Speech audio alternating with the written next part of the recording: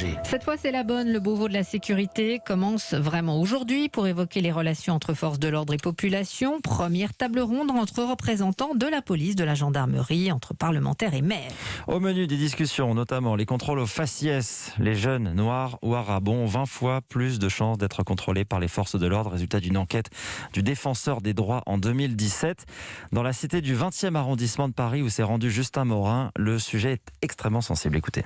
Contrôle aux faciès, ça nous parle grave. Lamine et ses amis fument assis devant une boulangerie. Évoquer avec eux le contrôle aux faciès, c'est presque parler du quotidien. C'est automatique. On a tellement grandi avec ça, des fois on va être en voiture, on va être de noir. On sait qu'ils vont bloquer sur nous, c'est normal. Alors qu'on n'a rien à se reprocher. Ça c'est dérangeant. C'est-à-dire si aujourd'hui je m'insurveille, automatiquement je suis dans une catégorie, je suis dans un sac. Un sentiment, explique l'un d'eux, qui renforce le repli communautaire. On est traité comme on va dire un peu comme de la merde. On va rester comme on dit entre merde et salut les autres. Tu vois. Mais ils sont pas tous pareils. Ils sont pas tous pareils. Ce qui est dommage, c'est ce rapport qu'on a en fait avec eux. Toujours le rapport de force. Voilà. On veut juste que l'approche elle change. Un peu plus de respect suffirait, disent-ils, à améliorer leurs relations.